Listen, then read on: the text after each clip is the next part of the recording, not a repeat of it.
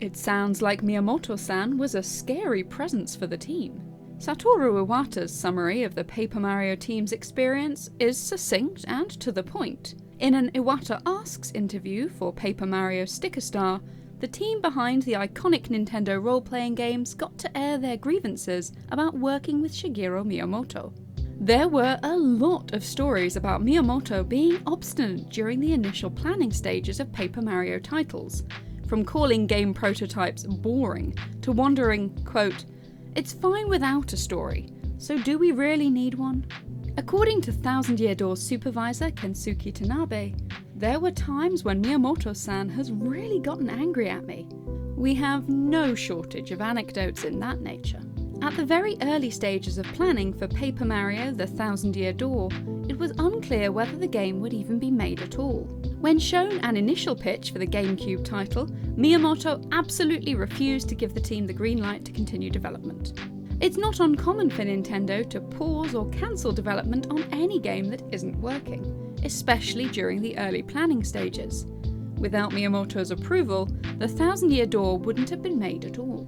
It was only after significant reworks and one inspired technical showcase that the team were finally able to convince Miyamoto that the game was worth making. They went on to create one of, if not the, most beloved Mario role-playing game of all time. This is the story of how Paper Mario The Thousand Year Door was saved from the waste paper bin.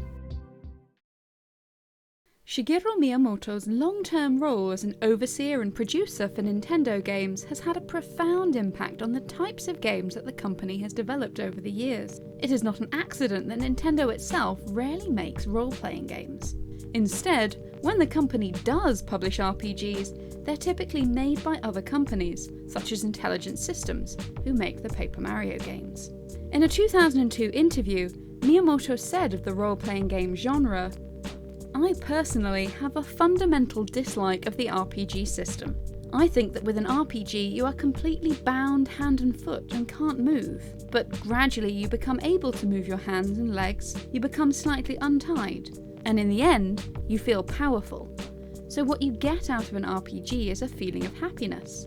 But I don't think there's something that's fundamentally fun to play." Miyamoto's disdain for role-playing games can be seen in the evolution of the Legend of Zelda series, a series that he refuses to call role-playing games. In an interview in 1992, he said, "I think this gets into the problem of the definition of RPG, but personally, I think of Zelda as a real-time adventure game. I'm not interested in systems where everything in the game is decided by stats and numbers. What's important to me is to preserve as much of that live feeling as possible. For example, when your sword becomes twice or 4 times as powerful, by that point you've progressed pretty far in the game and the player's skill has probably increased too.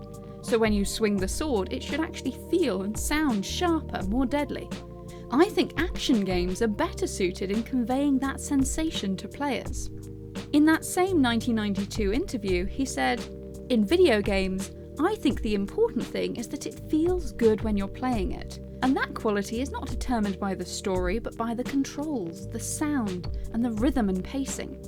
Thus, to gain Miyamoto's approval, a game project can't rely simply on storytelling and traditional RPG gameplay, which is exactly why The Thousand Year Door was such a hard sell. When Ryota Kawade first joined Intelligent Systems, he wanted to be a game planner. This role in Japanese game design involves overseeing an entire project and making many of the big decisions about a game's fundamental design. Unfortunately, this role wasn't in high demand at the time, and as such, he applied for more technical design and programming positions as well. Kawade had tried his hands at a variety of different creative pursuits while in education. He'd drawn manga and experimented with filmmaking, but he felt that video games offered the best avenue for his creativity. He initially started in a design role in Intelligent Systems, but after a lot of hard work and effort, he was able to take on an increasing number of planning responsibilities as well, until, finally, he was tasked with planning the Paper Mario games.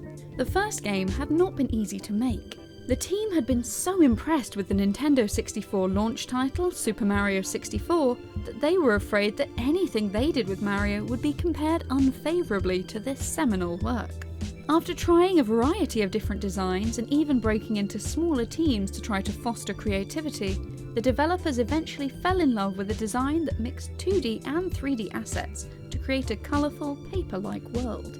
This apparently left a strong impression on Miyamoto. He would later push the Mario RPG series to ditch its role-playing elements in favour of a strong focus on paper-based gameplay ideas. The first Paper Mario game was a more traditional RPG though, and it did mean that creating a sequel was difficult. Miyamoto had to sign off on the game, but his lack of interest in narrative meant that it wasn't simply enough to reuse mechanics to tell a new story. The developers needed to prove that the Paper Mario sequel wasn't just more of the same game on GameCube. They had no idea how to do this. Early attempts to get Miyamoto on board proved fruitless. The team attempted to appeal to his enjoyment of the paper art style of the Nintendo 64 game, but he was unimpressed.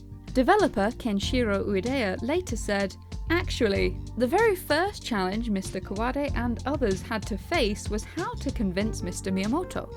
For example, we had to explain how we'd utilise the idea of things being flimsy like paper to a large degree in the final game.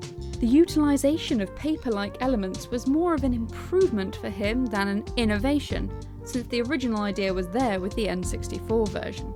We were supposed to generate the novelty aspect as well. Unfortunately, we could not receive the passing mark from Mr. Miyamoto regarding this novelty test when we presented the planning sheet.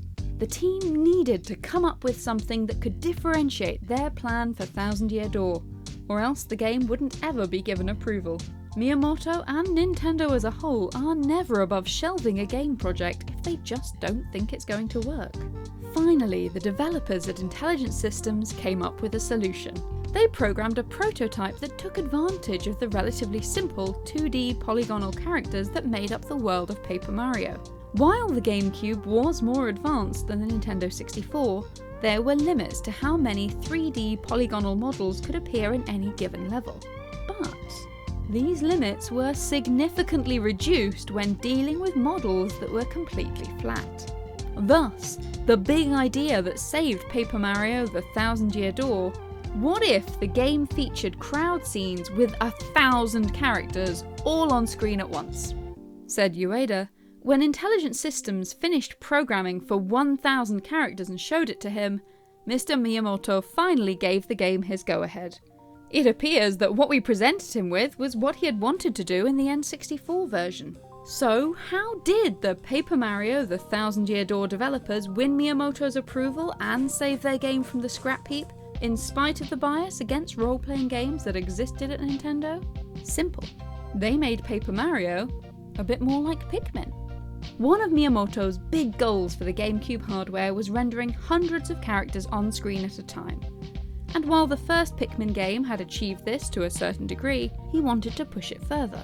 He later said of his work on the series, "We just felt that the things we were trying to achieve in the original Pikmin we weren't able to fully accomplish on GameCube." The flat, simple models of a Paper Mario game were the perfect opportunity to further experiment by rendering far more characters than would otherwise be possible. Given that this experimentation was so dear to Miyamoto's heart, it's not a surprise that the prospect of sprawling, epic crowd scenes managed to catch his attention. The rest is history. Paper Mario the Thousand Year Door was greenlit, and went on to become one of the most beloved GameCube RPGs, with critics and players agreeing that the title is among the best story-driven games that Nintendo has ever produced. The moral of the story? Sometimes, to collaborate with others, it's worth finding ways to compromise. Not everyone will be happy all of the time, but with a bit of flexibility, everyone can at least be pleased with something. And if you're ever called on to give a presentation to Shigeru Miyamoto, don't expect him to spare your feelings.